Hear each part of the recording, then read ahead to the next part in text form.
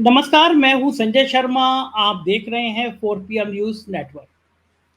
आदमी को कितना गुमान होता है कभी-कभी, सत्ता का, अपनी ताकत का, और लगता है कि खुद को खुदा मान बैठते हैं कुछ लोग। उनको लगता है कि मैं जो बोल रहा हूँ वही ब्रह्म वाक्य है, वही सत्य है।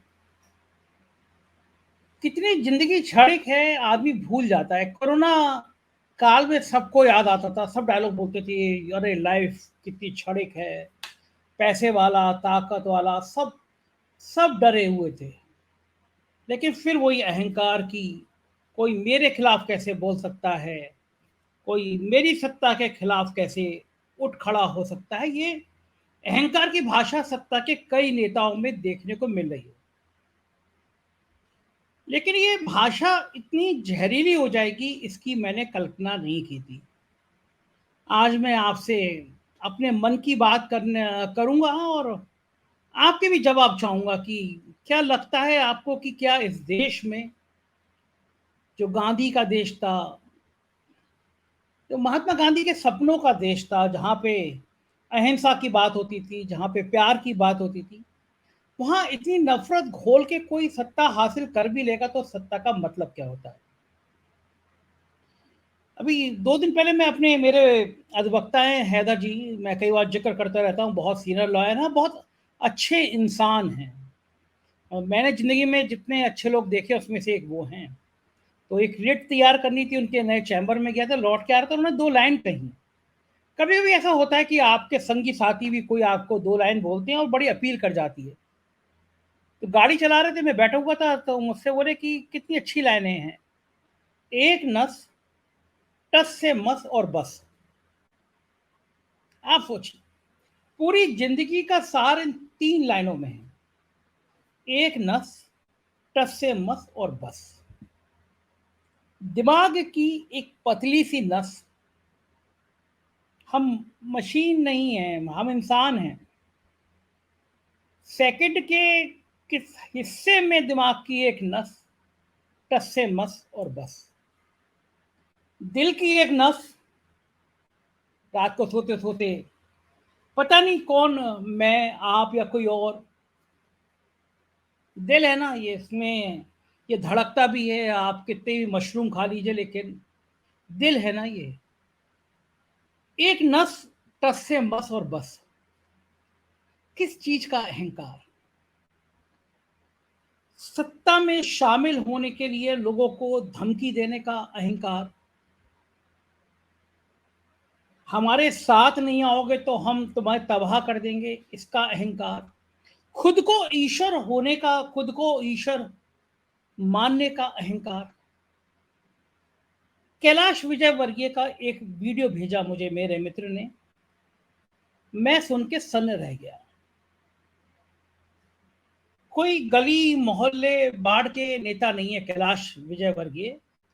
दुनिया की सबसे बड़ी पार्टी कहे जाने वाली भारतीय जनता पार्टी के जनरल सेक्रेटरी हैं, महासचिव। तो वो कोई यूं ही कोई ऐरा गैरा वीडियो नहीं भेज सकते। मतलब कैलाश विजयवर्गीय का मंच पे दिया गया भाषण, उनका वीडियो, एक जिम्मेदार नेता का वीडियो होना चाहिए। क्योंकि पार्टी के जनरल सेक्रेटरी हैं, कई राज्यों की कमान संभाल चुके हैं। विवादों में खैर हालांकि बहुत रहते हैं। एक बार उनके बेटे ने बैट लेकर एक आदमी की पिटाई कर दी थी। कैलाश विजयवर्गीय खुलेआम कह रहे हैं कि अगर हमारी विचारधारा से समर्थन नहीं करोगे, अगर हमें सपोर्ट नहीं करोगे तो हम नहीं रहने देंगे, मतलब साफ कर देंगे।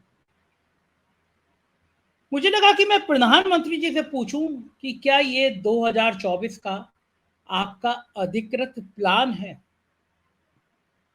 क्या ये 2024 का भारतीय जनता पार्टी का घोषणा पत्र है?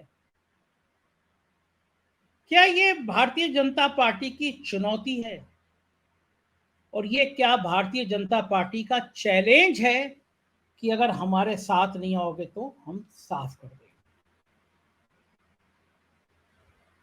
ये सीरिया है, ये लेबनान है, ये तालिबान है, या ये पाकिस्तान है?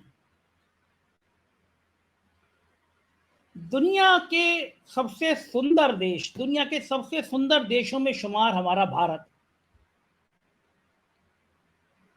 दुनिया का सबसे मजबूत लोकतंत्र कहे जाने वाला हमारा भारत, अब वहां पर धमकी मिलेगी कि अगर हमारे साथ नहीं आए, हमारी विचारधारा को नहीं माना, तो मतलब साफ। जरा पहले ये वीडियो सुनिए कैलाश विजयवर्गीय का। शर्म से डूब मरेंगे हम और आप अगर दुनिया में कोई पूछेगा कि ये क्या तुम्हारी सत्ताधारी पार्टी का जनरल सेक्रेटरी ऐसी जहरीली जुबान बोल सकता है। सुनिए कैलाश विजयवर्गीय का ये वीडियो। हम किसी के विरोधी नहीं। जो भारत माता की जय बोले वो हमारा भाई है और हम उसके लिए अपनी जान भी दे सकते हैं, पर जो भारत माता के खिलाफ बोलेगा उसकी जान लेने में भी हम पीछे नहीं हटेंगे। ये हमारा संकल्प और भारतीय जनता पार्टी इसीलिए हमारे देश के प्रधानमंत्री ने जब सेंट्रल हॉल में भाषण दिया था तो उन्होंने कहा था हम किसी के विरोधी नहीं। जो भारत माता की जय बोले वो हमारा भाई है और हम उसके लिए अपनी जान भी दे सकते हैं, पर जो भारत माता के खिलाफ बोलेगा उसकी जान लेने में भी हम पीछे नहीं हटेंगे। ये हमारा संकल्प और भारतीय जनता पार्टी इसीलिए हमारे देश के प्रधानमंत्री ने जब सेंट्रल हॉल में भाषण दिया था तो उन्होंने कहा था। सुना आपने ये वीडियो? ये ऐसा नहीं है वीडियो सिर्फ मेरे पास हो, आपके पास हो। ये वीडियो जाहिर है ये प्रधानमंत्री के पास भी पहुंचा होगा, ये गृह मंत्री के पास भी पहुंचा होगा। एक बहुत बड़ा इंटेलिजेंस का, बहुत बड़े अफसरों का एक समूह होता है, देश भर में क्या घट रहा है इसकी रिपोर्ट देती है, आई भी है, बाकी अफसर है। उन्होंने निश्चित रूप से प्रधानमंत्री को बताया होगा कि कैलाश विजयवर्गीय इतने सीनियर नेता एक जगह खड़े होके इस तरह की धमकी दे रहे हैं और धमकी वायरल हो रही है। प्रधानमंत्री जी ने क्या कैलाश विजयवर्गीय को बुलाकर कहा कि इस तरह के बयान देकर तुम दुनिया में क्या संदेश देना चाहते हो? नहीं कहा। तो क्या माना जाए कि ये 2024 का भारतीय जनता पार्टी का जहरीला प्लान नंबर 1 है। इस प्लान में जो उनके साथ नहीं आएगा, जो उनकी विचारधारा का नहीं होगा, जो उनका समर्थक नहीं होगा, वो साफ कर दिया जाएगा, मार दिया जाएगा। इस झूठ के एक प्लान का नमूना पार्लियामेंट में भी दिखाई दिया।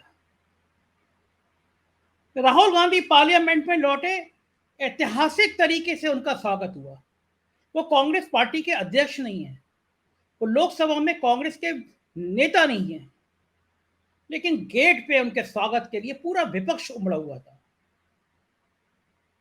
तब भारतीय जनता पार्टी को लगा कि दिन भर की सुर्खियां तो राहुल गांधी के नाम रहेंगी, ये गोदी मीडिया को मजबूरी में राहुल गांधी दिखाने पड़ेंगे। तब भारतीय जनता पार्टी ने अपने एक नमूना टाइप के सांसद हैं निशिकांत दुबे, जो अक्सर अपनी बदजुबानी के लिए, जो अक्सर अपने ओछे आचरण के लिए जाने जाते हैं, उन्होंने कमान संभाली। ये वही निशिकांत दुबे हैं जो कुछ सांसद और कुछ महिलाओं को वैशाली की नगर बधू तक कह चुके हैं। सोशल मीडिया पे भरमार है कि ये एसआर कंपनी की लाइजनिंग किया करते थे, दलाली किया करते थे। बहुत छोटी सी समता पार्टी के बड़े छोटे दल के कद के नेता थे, लेकिन अब एमपी हो गए हैं। अभी भी कॉर्पोरेट हाउस के लाइजनर के रूप में इनकी सामान्य ख्याति है।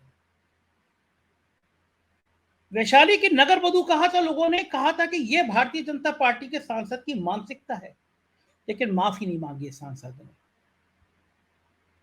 माफी तो साध्वी प्रज्ञा ने भी नहीं मांगी थी जब वो कर्नाटक में जाके कह रही थी कि चाकू की धार तेज करा लो। महात्मा गांधी को अपशब्द कह रही थी और मोदी जी ने कहा था मुझे दिल से बड़ा दुख है, लेकिन दिल का दुख क्या होता है ये हमें आज तक देखने को मिला नहीं, क्योंकि साध्वी प्रज्ञा उसी तरह की बदजुबानी वो करती रही। सांसद निशिकांत दुबे को कमान सौंपी गई, कुछ झूठ का वातावरण बनाओ, तो चैनलों की सुर्खियां तुम पर टिकी। अब निशिकांत दुबे ने न्यूयॉर्क टाइम्स की छपी एक खबर का हवाला दिया जिसमें कहा गया कि न्यूज क्लिक को चाइना फंडिंग करता है और न्यूज क्लिक चाइना के इशारे पे काम करता है। हो सकता है करता है, मैं उसमें मेरा कोई ना जानकारी है ना मैं उसमें प्रतिवाद कर रहा, लेकिन इस खुन्नस में निशिकांत दुबे ने कुछ महिला पत्रकारों का नाम ले दिया जिसमें एक बड़ा नाम रोनी सिंह का भी था। रोनी सिंह की रिपोर्ट से देश की राजनीति में खलबली मचती रहती है। जब वो कांग्रेस सरकार में रिपोर्ट करती थी कांग्रेस परेशान रहती थी, बीजेपी सरकार में कर रही है तो बीजेपी परेशान है। और पेगासस का जब इस्तेमाल किया गया तो सबसे पहले रोनी सिंह के फोन में डाला गया। उन्होंने रोनी सिंह का काम किया, नाम भी लिया पार्लियामेंट में कि न्यूज क्लिक से ये फंडिंग करती है। और रोनी सिंह ने पलट के कहा हिम्मत है तो बाहर आके कहिए ये बात, क्योंकि पार्लियामेंट में आप जो कहते हैं उसके ऊपर आपके ऊपर कोई कानून लागू नहीं होता, आप कुछ भी कह सकते हैं। रोनी सिंह ने कहा बाहर आके ये हिम्मत है ये कहिए कि मैं न्यूज क्लिक से पैसा लेती हूँ, क्योंकि मैंने कभी न्यूज क्लिक में काम नहीं किया, कभी फंड नहीं लिया, लेकिन आप कहते हैं तो मैं आप पे कानूनी कार्रवाई करूंगी। और निशिकांत दुबे की हिम्मत नहीं हुई कि पार्लियामेंट से बाहर आकर ये बात कहें, लेकिन उन्होंने कहा। और फिर गोदी मीडिया को पीएमओ से सुना जाता है कि एक संदेश आया कि अब दिन भर निशिकांत दुबे के ऊपर चर्चा करो, डिस्कशन करो, चाइना के ऊपर डिस्कशन करो, मुद्दा हट जाए। और ये किया गोदी मीडिया ने पूरे भक्ति भाव के साथ किया। उनको पता है कि भारत के नागरिक बड़े सीधे साधे हैं, बड़े भोले भाले हैं। जब उनको याद आएगा कि गलवान घाटी में हमारे बहादुर सैनिकों को चीन ने मार दिया तो उनको गुस्सा आता है, वो विरोध करते हैं, चीन की झाल नहीं लेते। तो ऐसा विषय उठाओ, चीन का नाम लोग भड़क जाएंगे, देश के नागरिक भड़क जाएंगे चीन के नाम लेके। लेकिन निशिकांत जी, लोग तो अब ये सवाल पूछ रहे हैं सोशल मीडिया पे कि चीन के राष्ट्रपति को तो झूला हमारे प्रधानमंत्री जी ने झुलाया था, अपने हाथ से चाय बना के पिलाई थी। हमारे विदेश मंत्री के चाइना से कनेक्शन सब जानते हैं। हमारा हर साल चीन से आयात बढ़ता चला जा रहा है, हम मेट्रो तक के ठेके चीन को दे रहे हैं। ये रिश्ता क्या कहलाता है? झूला झुलाए प्रधानमंत्री जी, चाय बना के पिलाए प्रधानमंत्री जी,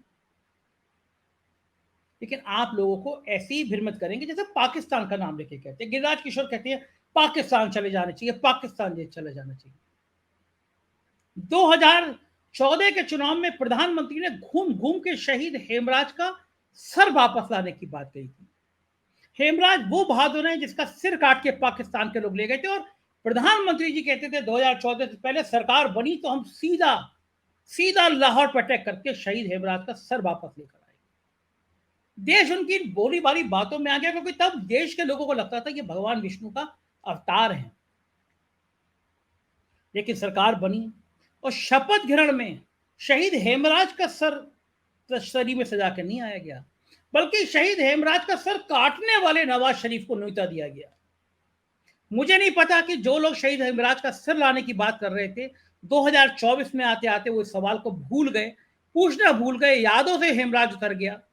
अब पूछना भूल गए कि हेमराज का सर काटने वाले नवाज शरीफ को तो बुला लिया। अचानक कहा गया कि प्रधानमंत्री विदेश से लौट रहे थे, उन्होंने अचानक अपना कार्यक्रम बनाया, पाकिस्तान में जहाज उतरवा दिया, नवाज शरीफ जी की को हैप्पी बर्थडे कहने चले गए, उनकी अम्मी के पैर छू के अभिवादन कर दिया। कोई बुरा नहीं है, लेकिन अचानक नहीं हुआ था, क्योंकि जहाज में उनके लिए गिफ्ट रखे हुए थे, पहले से प्लान था।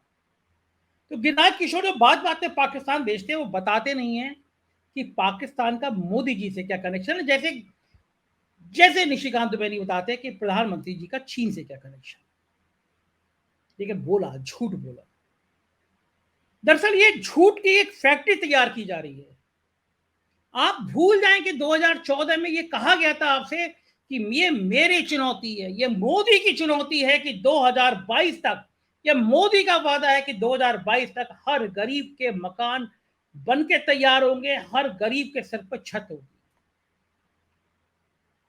आप देश के किसी भी जिले में रहते हैं, चाहे गुजरात में रहते हो, चाहे उत्तर प्रदेश में रहते हो, चाहे महाराष्ट्र में रहते हो, मालूम करके आइए, निकल जाइए किसी ठेले वाले से, किसी मजदूर से पूछिए क्या उसके सर पर सरकार ने छत डाल दी। भुला दिया गया कि 2014 में कहा गया था कि 2 करोड़ नौकरी हर साल दी जाएंगी। कहां गई नौकरियां? सेना के लिए आदमी जीवन सर्वस्व अर्पण कर देता था। आज भी ग्रामीण क्षेत्रों में 50-25 किलोमीटर दौड़ लगाते थे नौजवान, सेना में जाने का सपना होता था। वहां अग्निवीर ला दी गई, नौकरियां खत्म कर दी गई इस मुल्क में। बेरोजगारी ने रिकॉर्ड तोड़ दिया, महंगाई, आपकी किचन का जायका बदल दिया सरकार ने। आप पूछना भूल गए, क्योंकि आपको पता नहीं कि आपके साथ खिलवाड़ हो रहा है तो क्या हो रहा है, आपको कैसे गुमराह किया जा रहा है। सारे वादे खत्म हो गए, सारी बातें भूल गए। हालात इतने खराब है कि मणिपुर में हिंसा आज भी जारी है। प्रधानमंत्री मणिपुर का मां नहीं बोल रहे हैं। आपने कभी सुना, कभी सोचा, कभी कल्पना में भी आया कि देश का प्राइम मिनिस्टर ऐसा हो सकता है कि देश का एक राज्य जल रहा हो और उस राज का मणिपुर का मां तक ना बोले प्राइम मिनिस्टर? मन की बात में तमाम बातें होती है, लेकिन मणिपुर की बात नहीं हो सकती। लोग हंस रहे थे कि अविश्वास प्रस्ताव पे बोलना पड़ेगा। ये पहला प्रधानमंत्री जिनको हाउस में आना पसंद ही नहीं है। लोग शर्त लगाने की राहुल गांधी जब बोलेंगे तो प्राइम मिनिस्टर सामने बैठने की हिम्मत ही नहीं करेंगे। बीजेपी के एमपीओ को हिदायत है कि बोले ही मत दो राहुल गांधी को, बोलेंगे तो वो शब्द हटाने पड़ेंगे कार्रवाई से, बदनामी होगी तो बोले ही मत दो। क्या ये लोकतंत्र के लिए ठीक है? मणिपुर में महिलाओं को नग्न करके घुमाया गया, उनके वीडियो बनाए गए। सुप्रीम कोर्ट के चीफ जस्टिस को कहना पड़ा कि अगर आप कार्रवाई नहीं करेंगे हम करेंगे, और आज उन्होंने डीजीपी को तलब किया। महाराष्ट्र के पूर्व डीजीपी को जांच दी। 4-4 बार सुप्रीम कोर्ट के चीफ जस्टिस को बोलना पड़ रहा है। क्या ये लोकतंत्र के लिए ठीक है? एक नया मॉडल लेकर आया, बुलडोजर मॉडल। कोई नियम नहीं, कोई कायदा नहीं, कोई कानून नहीं। जब चाहेंगे किसी गरीब के घर को उजाड़ दो, बुलडोजर चला दो कि ये बुलडोजर का न्याय है, और अगर गरीब मुसलमान है तो आंखें बंद करके चढ़ा दो। अदालतों की जरूरतें अब इस देश में खत्म होती जा रही हैं। बुलडोजर ही अदालत है, बुलडोजर ही सपना है, बुलडोजर ही वोट बैंक है। लेकिन जब हरियाणा में ये अति हो गई तो पंजाब और हरियाणा के हाई कोर्ट को इस बात के लिए धन्यवाद दिया जाना चाहिए कि आज उन्होंने बुलडोजर की कार्रवाई पर रोक लगा दी।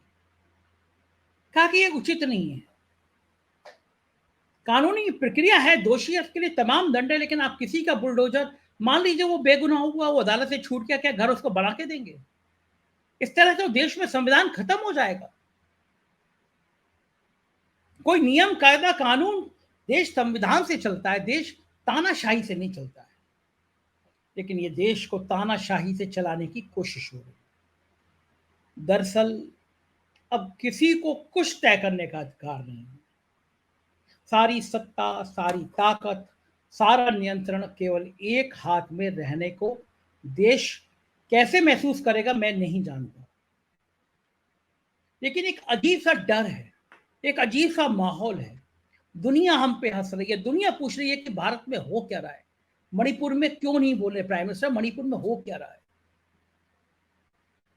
क्या अजीब हालात है कि देश के सारे करोड़पति देश छोड़ छोड़ के भाग रहे हैं, कहीं और नागरिकता ले रहे हैं। उनको पता है कि भारत के हालात क्या होते जा रहे हैं, और हमको और आपको सिखाया जा रहा है कि डर के रहो वरना मुसलमान आ जाएंगे।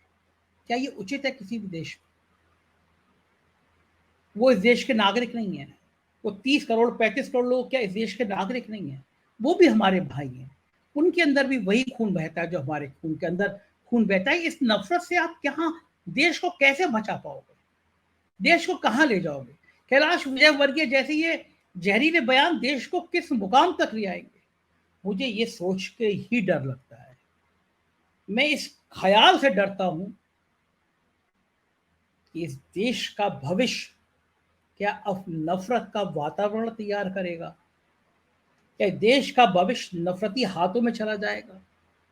आपकी और मेरी दोनों की सामूहिक जिम्मेदारी है कि इस नफरत के संदेश को अब बढ़ने नहीं देना है। इस मुल्क में प्यार की बात होनी चाहिए, मोहब्बत की बात होनी चाहिए, तानाशाही की बात नहीं होनी चाहिए।